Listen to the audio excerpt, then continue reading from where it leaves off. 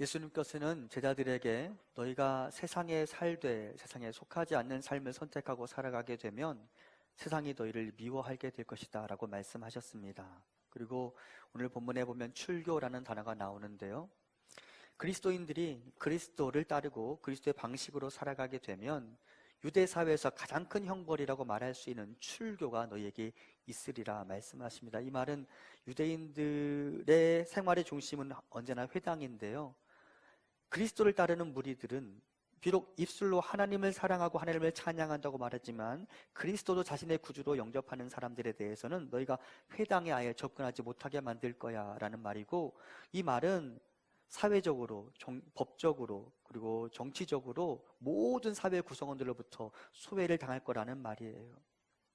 결국은 예수님을 따르는 무리들이 그렇게 사회로부터, 세상으로부터 어려움을 당하게 될 것이라고 주님이 말씀하시니까 제자들이 긴장하지 않을 수 없었습니다. 하지만 세상은 자신들의 일을 결코 멈추지 않을 것입니다. 왜냐하면 그 일이 하나님의 일이라고 착각하기 때문이죠. 하나님의 일이라고 생각하고 그리스도를 따르는 무리들을 핍박하게 될 것입니다. 오늘 본문 2절입니다. 사람들이 너희를 출교할 뿐 아니라 때가 이르면 무릇 너희를 죽이는 자가 생각하기를 이것이 하나님을 섬기는 일이라 하리라. 유대인들은 이것이 하나님을 섬기는 일이라고 선언하면서 예수님을 십자가에 못 박을 뿐만 아니라 제자들을 출교하고 제자들을 죽이려 들 것입니다. 여기에서 간과해서는 안 되는 것은 세상은 하나님의 아들을 죽이는 일도, 그리고 그리스도를 따르는 사람들을 죽이고 핍박하는 일도 모두 하나님의 일이라고 생각한다는 것입니다. 그들이 예수님을 십자가에 못 박은 명분이 무엇입니까? 유일실 하나님을 향한 믿음, 신앙을 위해서가 아닙니까? 그것이 그들의 명분이었어요. 예수님을 십자가에 못 박으면서도 그것은 그들이 하나님의 일을 한다라고 생각했습니다. 하지만 주님은 그들이 하나님을 섬기는 차원에서 결정하고 몰아붙이는 그 모든 일들이 결국은 하나님을 알지 못한 데서 비롯된 하나님의 일과는 상관없는 행동일 뿐이라고 말씀하십니다. 오늘 보면 3절입니다. 그들이 이런 일을 할 것은 아버지와 나를 알지 못함이라. 아이러니하게도 하나님을 위해서 행한 일이라고 생각했는데 사실은 그 행동에는 하나님의 마음과 생각은 없었다라고 주님은 말씀하시고, 그렇게 하나님의 마음과 생각과는 전혀 어울리지 않는 스스로 생각하기에 하나님의 일이라고 판단한 그 일이 십자가 위에서, 그리고 AD 30년경에 예루살렘 한복판에서 일어나고 말았습니다. 어떻게 이해해야 합니까? 바울의 경우를 생각해 봅니다. 바울은 그 어느 누구보다 열심히 이 세상을 살아낸 사람입니다. 그의 인생에 대충은 없었습니다. 정말 자기 자신의 삶을 하얗게 불태운 인생이 바로 바울의 삶이라고 말할 수 있습니다. 그런데 그의 그 인생의 열심이 언제나 하나님의 마음과 일치했던 것만은 아닙니다. 그의 열심은 예수 그리스도를 만나기 이전과 이후 동일했다고 볼 수 있지만 그의 열심의 방향성에 따라 그의 삶이 완전히 달라졌다라고 성경은 이야기합니다. 예수 그리스도를 만나기 이전의 바울을 봅니다. 갈라디아서 1장 13절과 14절입니다. 내가 이전에 유대교회에 있을 때에 행한 일을 너희가 들었거니와 하나님의 교회를 심히 박해하여 멸하고 내가 내 동족 중 여러 연갑자보다 유대교를 지나치게 믿어 내 조상의 전통에 대하여 더욱 열심히 있었으나. 그는 어떤 다른 유대인들보다 더 열심히 하나님을 믿는다 자부하면서 역설적이게도 하나님을 믿는 사람들을 옥에 잡아넣는 일, 그리고 그들을 죽이는 일에 앞장섰던 사람입니다. 여러분, 스데반이 죽는 장면에 누가 있었어요? 사도 바울이 있었어요. 열심의 방향성이 잘못되었더니 사람들을 죽이는 일을 위해 매진하게 되었죠. 반대로 그가 예수 그리스도를 만난 이후 그의 열심은 다른 사람의 생명을 살리는 일을 위해 사용되기 시작합니다. 사도행전 20장 24절 우리 같이 봉독해 보겠습니다. 내가 달려갈 길과 주 예수께 받은 사명 곧 하나님의 은혜의 복음을 증언하는 일을 마치려 하면은 나의 생명조차 조금도 귀한 것으로 여기지 아니하노라. 아멘. 사도 바울은 복음을 증거하기 위한 경주, 그것에 최선을 다하는 사람이 되었습니다. 디모데후서 4장 7절입니다. 나는 선한 싸움을 싸우고 나의 달려갈 길을 마치고 믿음을 지켰으니 아멘. 그리스도를 만나기 이전의 바울과 그리스도를 만나기 이후의 바울 모두 열심히 살았습니다. 하지만 그리스도를 만나기 이전의 바울은 다른 사람을 죽이는 일에 매진했던 반면 그리스도를 만난 이후의 사도 바울의 삶을 보면 다른 사람을 살리기 위해 매진했던 것을 볼 수 있습니다. 그래서 열심이라는 단어 앞에는 언제나 무엇을 위하여? 라는 질문이 선행되어야 합니다. 만일 그 방향성이 잘못되기 시작한다면 어떤 사람의 열심은 더 큰 죄악과 끔찍한 사고를 만들어낼 뿐입니다. 히틀러의 잘못된 열심, 전두환의 잘못된 열심은 사람들을 살해하고 학살하는 데 사용되지 않았습니까?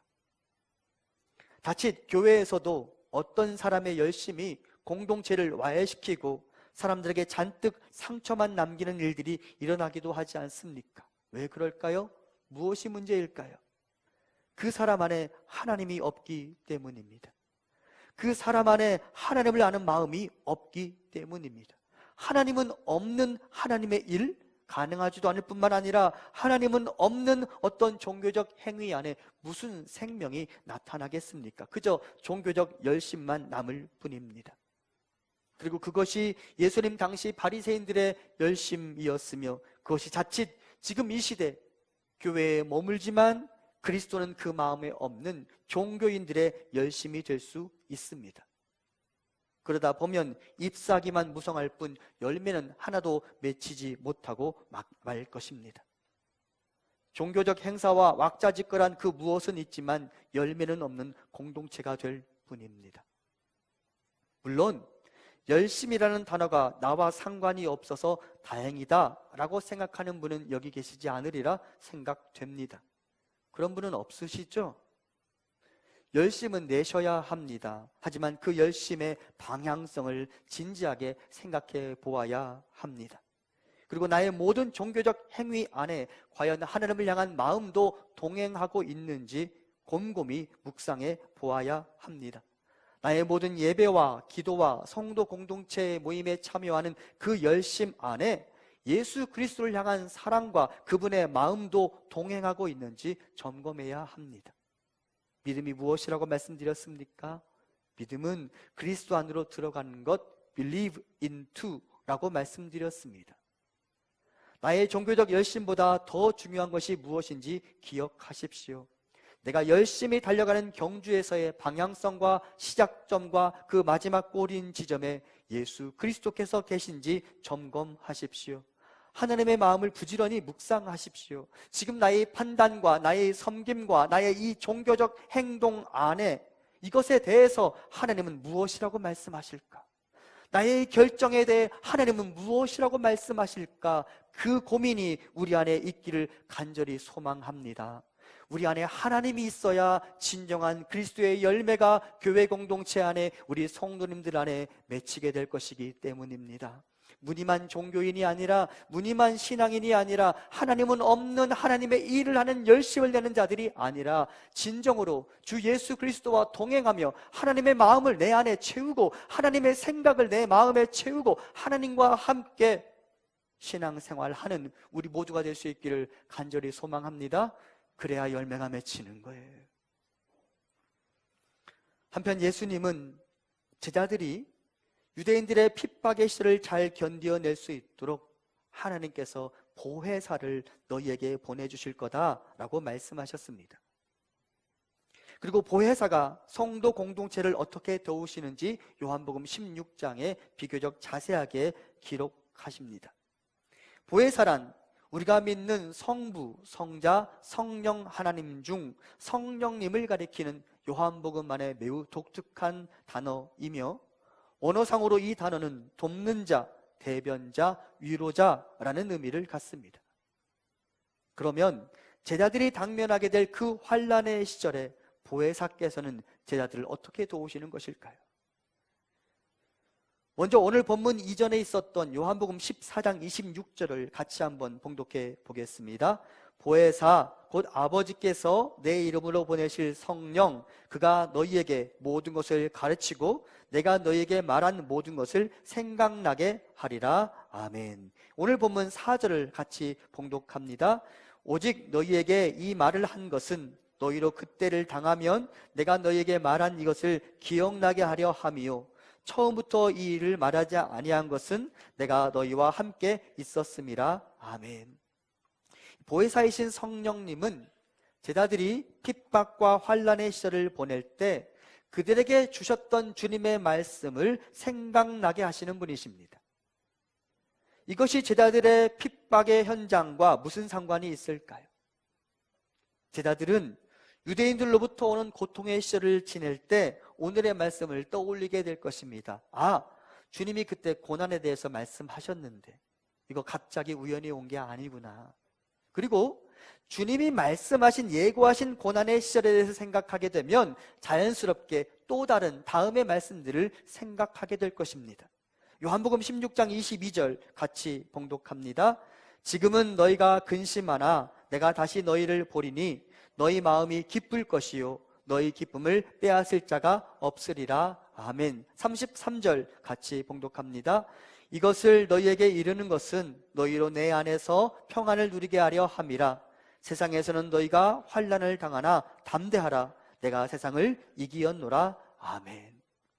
제자들은 환난을 당하면서도 결국은 십자가 이후 부활에 성공하신 예수 그리스도를 떠올림과 동시에 제자들이 지금 당하는 이 환난도 환난만으로 그치지 않으리라 말씀하셨던 주님의 말씀을 나중에 성령님의 도움으로 떠올리게 될 것입니다.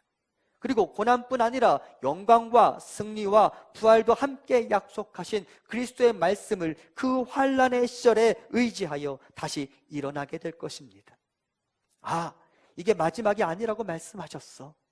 그리스도의 말씀대로 우리에게 환난이 다가온 것처럼 영광과 부활과 기쁨과 생명과 샬롬, 평강도 우리에게 그 약속대로 다가올 거야 라고 제자들은 생각하게 될 것입니다.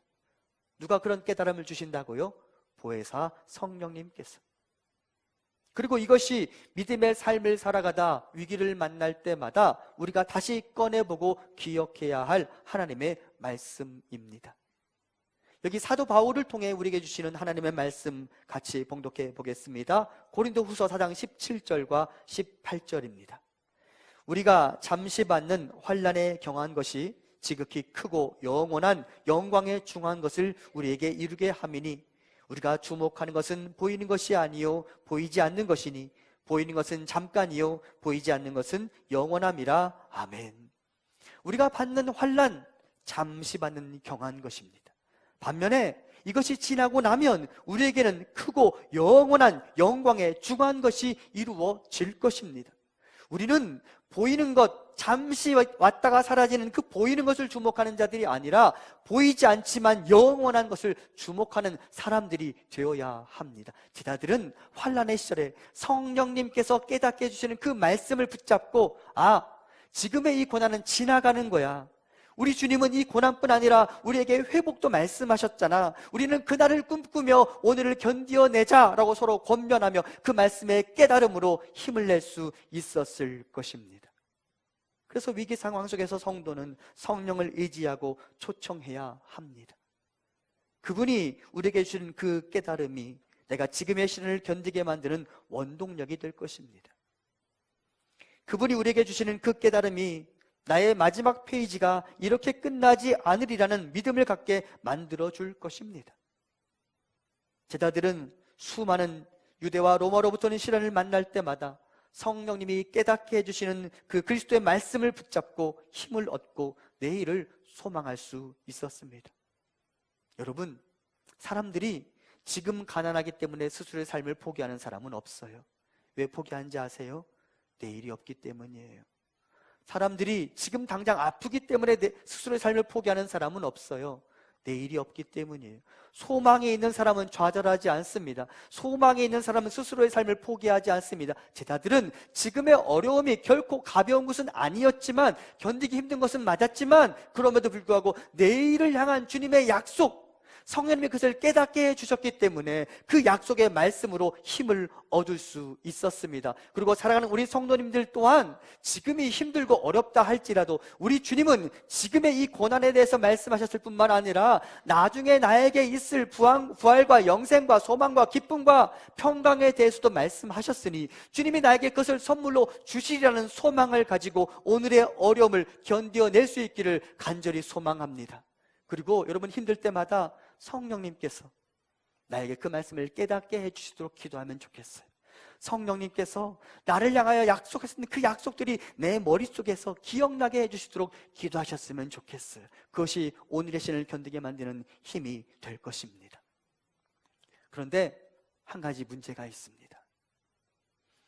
오늘 본문에 보면 성령님은 우리에게 말씀을 주시는 분이 아니라 깨닫게 하시는 분이라고 말씀합니다. 그분은 우리에게 그리스도의 말씀을 기억나게 하시는 분이시지 그리스도의 말씀 이외에 다른 것들을 우리에게 주시는 분이 아니십니다. 달리 말하면 성령님이 주시는 깨닫게 하시는 힘, 기억나게 하시는 힘을 누리기를 원한다면 그 전에 내 안에 먼저 읽었던 경험과 들었던 경험이 있어야 한다는 말입니다. 이해되셨습니까? 이해되셨어요? 일부에서는 좀 어려워하셨는데 다시 보세요. 성령님은 깨닫게 하시는 분이세요. 깨닫게 한다라는 표현 안에는 이미 내 안에 무엇인가가 있어야 된다는 말이에요. 성령님은 그리스도의 말씀 이외에 새로운 것을 말씀하는 분이 아니시거든요. 그러니까 그분이 깨닫게 하심으로 나에게 힘이 생기기를 원한다면 그 전에 내 안에 먼저 채워져 있는 말씀이 있어야 한다라는 말입니다. 내 안에 말씀이 담겨져 있어야 내가 그것을 바탕으로 성령님이 주시는 깨달음을 가지고 오늘의 어려움을 견뎌낼 수 있다라는 말입니다. 그러므로 사랑하는 성도 여러분, 말씀을 읽는 경험과 듣는 경험, 그것을 소중하게 여기며 부지런히 말씀을 가까이 대하시기 바랍니다. 너무나도 죄송하지만 여러분, 이거 지난 주일날 만지고 주중에 몇 번 만지셨어요? 지난 주일날 요한복음 펴보고 나서 주중에 성경 몇 번 펴보셨어요? 그 읽은 경험과 들은 경험이 없으면 성령님의 능력은 나에게 아무런 영향력도 끼칠 수 없다라고 말하는 거예요. 내 안에 말씀이 채워져 있기를 소망합니다. 그래야 성령님께서 그 안에 있는 말씀을 끄집어내셔서 나에게 새로운 역사를 베풀어 주실 수 있는 거예요. 시편 1편 2절과 3절 같이 봉독합니다. 오직 여호와의 율법을 즐거워하여 그의 율법을 주야로 묵상하는도다. 그는 시냇가에 심은 나무가 철을 따라 열매를 맺으며 그 잎사귀가 마르지 아니함 같으니 그가 하는 모든 일이 다 형통하리로다. 아멘. 어떤 사람이 복을 받아요? 어떤 사람이 시냇가에 심겨진 나무와 같이 철을 따라 열매를 맺으며 살아갈 수 있어요? 오직 여호와의 율법을 즐거워하며 그 율법을 주야로 묵상하는 자, 말씀을 채워 넣는 자, 말씀이 내 안에 머물러 있는 자, 그가 여호와의 복을 받게 될 것이니 사랑하는 성도 여러분, 깨닫게 하시는 보혜사, 기억나게 하시는 보혜사의 능력을 누리기를 원하며 부지런히 주님의 말씀을 읽고 듣는 일에 동참하시기를 간절히 소망합니다. 말씀 읽으셔야 돼요. 말씀을 가까이 하셔야 돼요. 말씀이 기도의 힘이 되고요, 말씀이 나에게 소망을 가져다 줘요. 말씀이 시련을 견디게 만드는 강한 체력을 만들어줘요. 말씀을 읽으셔야 합니다. 하루에 몇 장씩? 2장씩. 하루에 2장씩 우리가 약속한 거니까 함께 읽어가시기를 간절히 소망합니다. 또한 우리 주님은 계속해서 보혜사의 사역을 이렇게 소개하십니다. 본문 7절과 8절입니다. 그러나 내가 너희에게 실상을 말하노니 내가 떠나가는 것이 너희에게 유익이라. 내가 떠나가지 아니하면 보혜사가 너희에게로 오시지 아니할 것이요 가면 내가 그를 너희에게로 보내리니 그가 와서 죄에 대하여 의에 대하여 심판에 대하여 세상을 책망하시리라. 아멘. 주님은 자신이 세상을 떠난 후에 오시는 보혜사 성령님께서 죄와 의와 심판에 대하여 세상을 책망하실 것이고 이것이 제자들에게 유익이 되리라 말씀하셨습니다. 여기서 책망하다라는 단어는 꾸짖다, 나무라다는 말이 아니라 깨닫게 하다라는 단어로 번역되어야 합니다. 주님은 제자들이 시련의 계절을 보내는 동안 믿음이 흔들리지 않도록 도우시는 보혜사께서 세상과 제자들에게 죄와 의와 심판에 대하여 깨닫게 하실 것이고, 이것이 제자들의 믿음이 흔들리지 않도록 붙잡아 줄 것이라 말씀하셨습니다. 이 중에 오늘 우리는 죄를 깨닫게 하시는 보혜사의 사역에 대해서 말씀을 나누고자 합니다. 본문 9절의 표준세 번역 번역본입니다. 그분은 나를 믿지 않은 것이 바로 죄라고 지적하실 것이며, 하나님이 이것이 죄다라고 보혜사를 통해 우리에게 가르쳐 주실 거예요. 근데 뭐가 죄라고 지금 말하고 있어요? 나를 믿지 않은 것. 여기서 나는 누구예요? 예수님. 예수님을 믿지 않는 것이 죄다라고 말씀하십니다. 무슨 말입니까? 죄는 그리스도를 거부하는 것입니다. 왜 이렇게 말할 수 있을까요? 죄가 그 마음에 하나님을 모시고 살지 않는 것, 그리스도를 모시고 살지 않는 것에서 시작되기 때문입니다. 로마서 1장 28절부터 31절까지 제가 봉독해 보겠습니다. 또한 그들이 마음에 하나님 두기를 싫어하며 하나님께서 그들을 그 상실한 마음대로 내버려 두사 합당하지 못한 일을 하게 하셨으니 곧 모든 불의, 추악, 탐욕, 악의가 가득한 자요, 시기, 살인, 분쟁, 사기, 악독이 가득한 자요, 수근수근하는 자요, 비방하는 자요, 하나님께서 미워하시는 자요, 능욕하는 자요, 교만한 자요, 자랑하는 자요, 악을 도모하는 자요, 부모를 거역하는 자요, 우매한 자요, 배약하는 자요, 무정한 자요, 무자비한 자라. 하나님이 오늘 본문에서 죄의 다양한 형태들, 죄의 다양한 내용들을 소개하셨는데요, 그 죄의 다양한 형태들에서 말씀하시기 전에 1장 28절에서 이렇게 말씀하십니다. 그 모든 죄의 결과물들은 어디에서 비롯되었다고 말하냐면 그의 마음에 하나님 두기를 싫어하며, 그의 마음에 하나님을 모셔드리지 않는 자, 그의 마음에 예수 그리스도를 모셔드리지 않는 자에게서 그 죄에서 죄의 결과들이 나타나게 될 것이다 라고 하나님은 말씀하셨습니다. 그러니까 죄가 어디에서 비롯되는 거예요? 하나님을 모셔드리지 않는 것에서 비롯된다라고 말하는 거죠. 원어상으로 죄라는 단어가 하마르티아라는 단어인데, 이 단어가 관역을 벗어난 화살을 의미한다고 알고 계실 것입니다. 왜 내가 쏜 화살이 나의 관역에 맞춰지지 않는 것일까요? 엉뚱한 데를 향해 활시위를 당기기 때문입니다. 예비군 훈련 가면 군에 있을 때와 마찬가지로 사격을 하는데 3발 정도 사격을 해요. 그런데 이 예비군 훈련에 가 있는 이 예비군들이 군에 있을 때의 정신으로 사격하지 않고 대충 쏴요. 그러다 보니까 분명히 내 표적지를 보고 내가 총을 쐈다고 생각하는데 가보면 내 표적지에는 탄이 하나도 안 맞아 있어요. 그리고 옆에 가보면 옆에 6발이 맞춰져 있어요. 왜 그럴까요? 대충 쏘다 보니까 내 사로에 있는 내 타겟에 총을 쏘는 게 아니라 옆에 사로에다가 대고 총을 쐈기 때문에 나한테는 한 발도 안 맞아 있고 옆 사람에게만 6발이 맞춰져 있는 거예요. 화살도 마찬가지예요. 내가 마땅히 바라보고 날려야 할 곳을 향해 활시위를 당기는 게 아니라 엉뚱한 곳을 향하여 활시위를 당기다 보니까 내 관역에는 화살이 안 맞는 거예요. 그게 죄예요. 무슨 말이냐? 내가 마땅히 바라보아야 할 나의 시선이 고정되어 있어야 할 곳을 향하여 바라보지 않는 것, 거기서부터 여러분 죄가 나타나는 거예요. 내가 꼭 바라보고 있어야 할 그분을 바라보지 않고 엉뚱한 곳을 향하여 내가 열심을 쏟아붓다 보니까 내 안에 죄의 결과물들이 나타나는 거예요.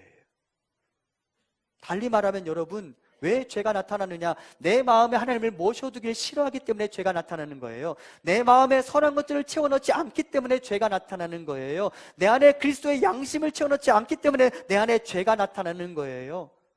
내 안에 무엇을 채워넣느냐에 따라 나의 바깥 행동이 결정되니까. 마태복음 15장 18절 같이 봉독해 보겠습니다. 입에서 나오는 것들은 마음에서 나오느니 이것이야말로 사람을 더럽게 하느니라. 아멘. 내 입에 이 더러운 말들, 내 입이 시키는 게 아니에요. 마음이 시키는 거예요. 그래서 마음에 무엇이 채워져 있느냐에 따라 내 입의 말이 결정되는 거예요. 마음에 무엇이 채워져 있느냐에 따라 내 행동이 결정되는 거예요. 그래서 다양한 죄의 형태들은 결국은 죄의 결과일 뿐이에요. 죄는 어디서부터 시작되는 거예요? 여기서부터 시작되는 거예요. 그래서 여기 안에, 이곳 안에 무엇이 있느냐가 중요하다는 말이에요. 그래서 이곳 안에 주님을 모셔드리지 않으면 그것 자체가 죄라고 말씀할 수 있는 거예요. 여러분, 기고의 법칙 들어보셨습니까? 기고의 법칙. 거라지 인, 거라지 아웃이라는 말로써 불완전한 프로그램을 입력하면 불완전한 답이 나올 수밖에 없다는 프로그래머들의 말이에요. 그리고 이 말은 관용적으로 쓰레기가 들어가면 쓰레기가 나온다라는 말로도 이해가 됩니다. 내 안에 예수의 것, 선하고 좋은 것, 진리 그 자체를 채워넣지 않으면, 내 안에 예수님 그분의 마음을 채워넣지 않으면 예수님을 거부함과 동시에 내 안에 아담의 후예로서 가질 수밖에 없는 죄의 본능이 내 바깥으로 표출되게 되어 있습니다. 그 후 그 사람의 삶에 죄의 결과물들이 나타나겠죠. 진리를 거부하지 마십시오. 진리를 거부함과 동시에 내 안에 죄가 싹트기 시작할 것입니다. 앞서 말씀드린 것처럼 믿음은 본래 believe into, 즉 내가 그분 안에 들어가고 그분이 내 안에 들어오시는 것이죠. 그리고 그때 나는 죄를 떠나 의의 길에 들어서게 될 것입니다. 내 안에 무엇을 채워 넣는지가 중요하다는 사실을 기억하시기 바랍니다. 그리스도를 영접하십시오. 만일 내가 감람나무의 가지라면 감람 열매를 맺을 것이고 무화과 나무의 가지라면 무화과 열매를 맺는 것 아니겠습니까? 그분이 내 안에 들어와 나와 더불어 교제하시기 시작할 때 나의 인생에 그리스도의 열매가 맺힐 것입니다. 그리스도를 여러분 마음으로 모셔드리십시오. 계시록 3장 20절 같이 봉독합니다.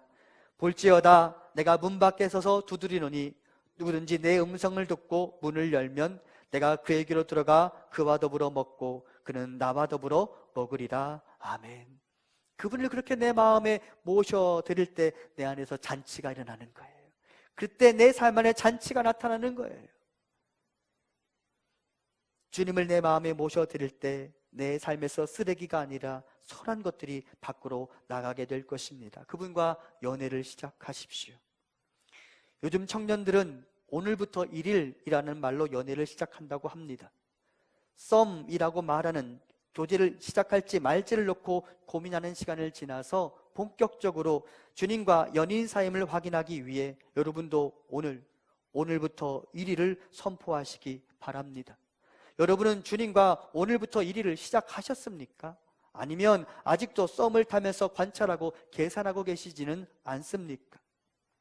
그리스도 밖에 머물면서 관찰하는 것으로는 죄를 떠나 살 수도 없으며 그리스도의 복에 참여할 수도 없습니다. 그리스도와 연인 사이임을 선언하십시오. 썸을 청산하고 오늘부터 1일을 선포하십시오. 그리고 그분을 내 마음에 모셔드리고 그분 한 분만 바라보며 살아가십시오. 명동 한복판을 걸으면서도 옆을 지나가는 다른 여인들에게 마음을 빼앗기지 말고 내 옆에 있는 바로 그 한 사람에게만 나의 시선을 고정시키며 꿀 떨어진 눈으로 그녀만 바라보며 갈 수 있는 그 사랑을 시작해 보십시오. 그럴 때 나에게서 죄는 떠나가고 죄가 떠남과 동시에 그리스도의 의가 내 안에 들어오고 나는 그리스도의 열매를 맺게 될 것입니다.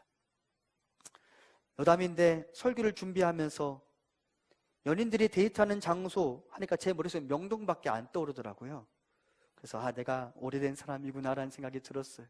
명동 말고 또 어디가 떠오르나 생각했더니 전 종로 3가밖에 안 떠올라요. 요즘 애들은 어디서 노는지 잘 모르겠지만 여러분 썸을 청산하고 주님과 오늘부터 1일을 선포하시기 바랍니다. 아멘? 이렇게 밍숭맹숭하면 제가 여담을 한 것도 아무 의미가 없고 제가 요즘 아이들의 언어를 배워온 것도 아무런 의미가 없잖아요. 썸을 청산하고 오늘부터 1일을 선포하시기 바랍니다. 그리스도의 바깥에 머무는 것으로는 아무런 능력도 나타나지 않아요. 그리스도와 연애를 시작하셔야 합니다. 또한 예수를 거부하는 것이 죄라고 말할 수 있는 이유는 예수님에게만 구원이 있기 때문입니다. 구원이란 무엇을 전제로 합니까? 내가 위기에 빠져 있다는 것을 전제로 하죠. 그러니까 구원이라는 단어가 필요한 건 아니겠습니까? 그러면 우리가 왜 위기에 빠집니까? 무엇이 우리를 위기 속에 빠뜨립니까? 죄 때문이에요. 죄를 범하면 우리가 누구로부터 멀어지는 거예요? 하나님으로부터 멀어지는 거예요. 내가 나의 창조주이신 하나님으로부터 멀어지면 나에게 위기가 닥치는 거예요. 그러면 사람이 어떻게 그 위기를 극복할 수 있어요? 사람이 어떻게 죄의 문제를 청산할 수 있어요? 세상에 사람이 죄의 문제를 청산할 수 있는 방법 몇 가지예요? 몇 가지나 있어요? 딱 한 가지예요. 딱 한 가지 방법밖에 없어요. 구원의 방법도 딱 한 가지밖에 없어요. 요한복음 3장 16절 같이 봉독합니다. 하나님이 세상을 이처럼 사랑하사 독생자를 주셨으니 이는 그를 믿는 자마다 멸망하지 않고 영생을 얻게 하려 하심이라. 아멘. 달리 말하면 예수님 이외에는 죄의 문제를 해결할 방법이 없고, 예수님 이외에는 인간이 구원 그리고 영생의 열매를 거둘 수 있는 방법이 없습니다. 그래서 인간이 그리스도를 거부하는 것, 그것은 죄 자체를 그대로 안고 살아가겠다라는 것을 의미하며 그것 자체가 죄라고 말할 수 있습니다. 사랑하는 성도 여러분, 죄를 거부하고 하나님이 주시는 구원에 동참하기를 원한다면 예수님 이외에는 나에게 다른 구원의 방법이 없음을 인정하시기 바랍니다. 오늘부터 1위를 선포한 바로 내 연인, 나의 신랑이신 예수 그리스도 외에는 나에게 구원의 다른 방법은 없습니다. 주님의 말씀을 듣고 있는 제자들은 성령께서 말씀하시는 죄란 결국 그리스도를 거부하는 것이다 라는 말씀의 의미를 나중에 깨닫게 되었고, 그것을 마음에 심어 놓았습니다. 그리고 그리스도를 떠날 것을 강요하는 사람들의 협박과 핍박 속에서도 그들의 믿음을 버리지 않고 도리어 믿음을 지키기 위해 자기의 목숨을 내어놓기도 했습니다. 왜 그렇게 그들의 믿음을 지켰던 것일까요? 예수 그리스도를 거부하는 것은 죄이며 그것의 결과는 영생의 복을 놓치는 것이라는 사실을 알았기 때문입니다. 그리고 이 시간 우리도 그 깨달음, 믿음을 가져야만 합니다. 그리스도 외에는 구원은 없습니다. 그리스도를 모시지 않는 삶, 그리스도 이외에 다른 것을 바라보는 모든 것은 죄입니다. 그리고 그 죄를 안고서도 구원을 얻을 수 있는 사람은 세상 어디에도 없습니다. 이제 구원 그 자체이신 분이 우리를 초대하십니다. 아가서 2장 10절 같이 봉독합니다. 나의 사랑하는 자가 내게 말하여 이르기를 나의 사랑 내 어여쁜 자야 일어나서 함께 가자. 4장 7절입니다. 나의 사랑 너는 어여쁘고 아무 흠이 없구나. 아멘. 우리에게 왜 흠이 없겠습니까? 우리가 전신 성형을 한들 우리에게 왜 흠이 없겠습니까? 요즘 롱패딩이 유행이잖아요. 그죠?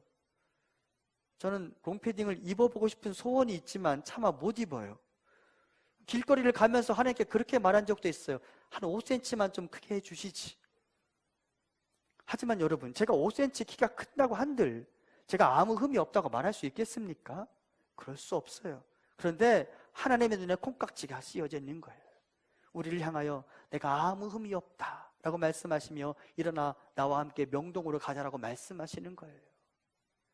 우리 주님의 이 초청에 아멘 하고 반응하며 그분의 손을 잡고 그분과 함께 오늘부터 1위를 선포하시기 바랍니다. 그가 시련의 계절, 환난의 시절에도 자신의 믿음을 잘 붙잡고 그의 인생의 계절에 그리스도의 열매를 맺게 될 것입니다. 사랑하는 성도 여러분, 그것으로는 능력이 나타나지 않아요. 관찰하지 마세요. 그분 신뢰할 만한 분이세요. 그분과 교제하십시오. 그분과 사랑을 나누십시오. 그때 거기에서 그리스도의 열매가 우리 삶에 풍성하게 맺히게 될 것입니다.